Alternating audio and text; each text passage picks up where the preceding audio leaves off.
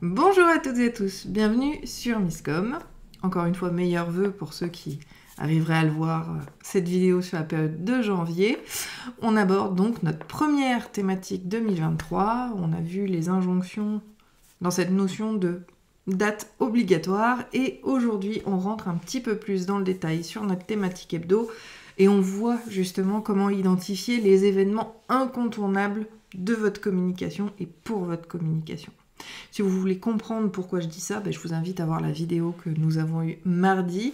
Et aujourd'hui, on rentre dans le sujet. Mais avant tout, salut à tous. Pour ceux qui me découvriraient dans cette vidéo, je suis Carnet Grillé, aka Miscom. Et depuis 2018, début 2010, depuis janvier 2018, on se retrouve en vidéo pour des sujets éducatifs sur la communication et le marketing afin de développer votre culture sur le sujet et vous faire comprendre l'importance de cela. Et puis d'un autre côté, moi j'accompagne depuis 2010 les entrepreneurs à communiquer de manière unique, éthique et surtout efficace pour attirer les clients qu'ils veulent vraiment. Donc comment identifier les événements incontournables à votre communication? Il y a plusieurs niveaux d'événements à identifier. Le premier, c'est ceux qu'on a abordés mardi. Ce sont ces événements qui sont récurrents. La notion, donc, en communication, on appelle ça les marronniers. Ce sont des sujets qui reviennent régulièrement au calendrier.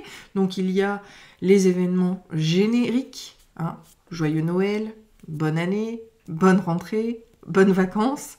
Ce sont des événements du calendrier, des périodes que si vous les manquez, encore une fois, les gens vont tiquer, se dire « Tiens, j'ai pas eu tel message ». Et je dirais que c'est un peu l'objectif que l'on veut avoir quand on est une marque, une entreprise, c'est que les gens, justement, se soucient et se disent « Tiens, c'est bizarre ». Mais quand c'est sur des événements par rapport au sujet de la semaine, c'est beaucoup plus compliqué de ne pas les faire, d'accord ? Si c'est un événement comme « Tiens, il n'y a pas de vidéo sur Miscom cette semaine, c'est bizarre ». Là, on interpelle et justement, c'est les gens sont intéressés par nos contenus. Donc ça, c'est pertinent, ça, c'est intéressant. Mais dans le cadre d'événements, encore une fois, par rapport au calendrier, il y a quand même des thématiques, des dates qui sont à garder en tête pour pouvoir prévoir. L'avantage, c'est que vous pouvez le prévoir à l'avance, les automatiser, les mettre en œuvre à des périodes où vous êtes moins surchargé de travail pour pouvoir les faire rouler au fil du temps. Donc comment on les identifie? Donc on a vu nos principaux grands rendez-vous, Noël, jour de l'an, rentrée, vacances.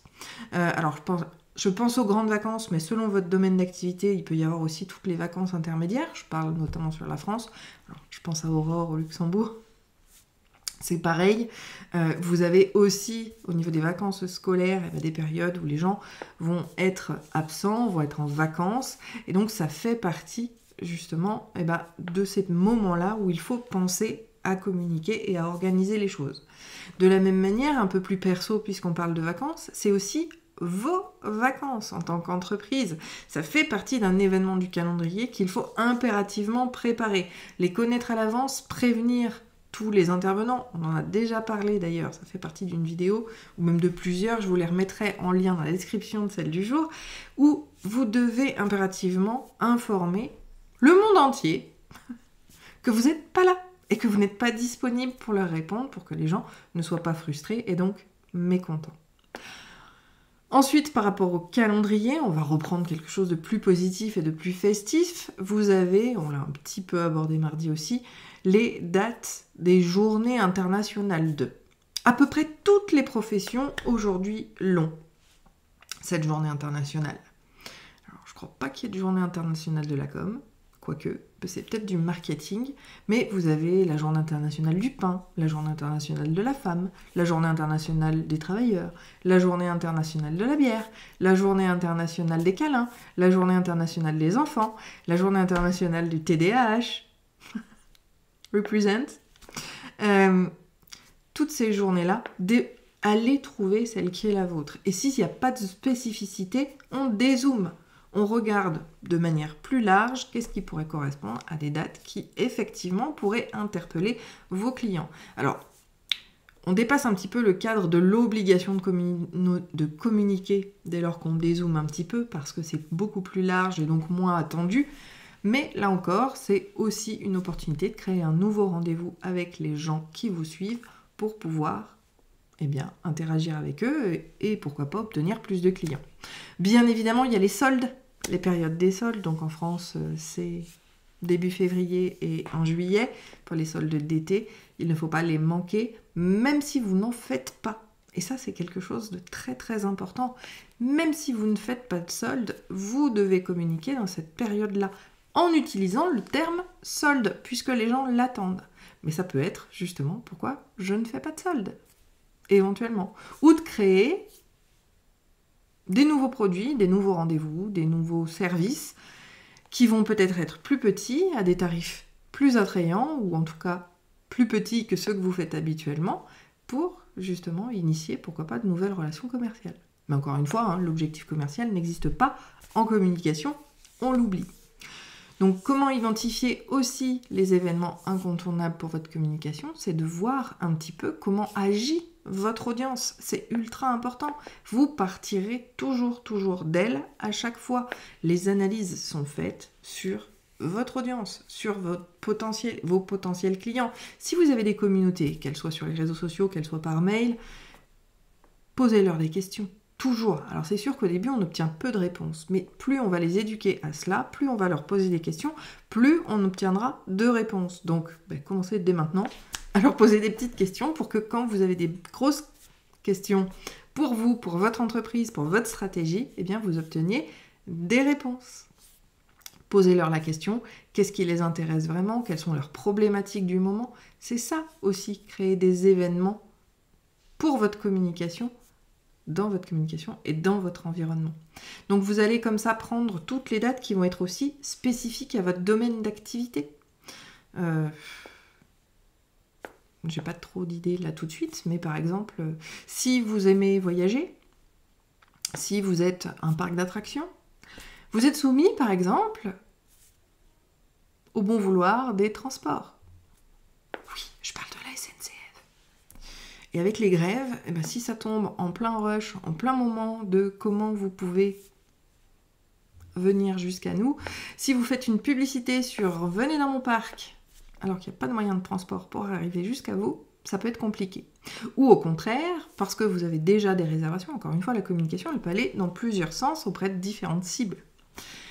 Vous pouvez aussi dire, voilà, on peut vous aider avec d'organisation de covoiturage. Ça vous permettra de mettre en œuvre des actions. Alors, pour les grèves de la SNCF, on peut rarement la prédire. Donc, vous savez que, comme ils doivent obligatoirement le déclarer 48 heures à l'avance, vous avez 48 heures pour booster des actions de communication vis-à-vis de cet événement-là.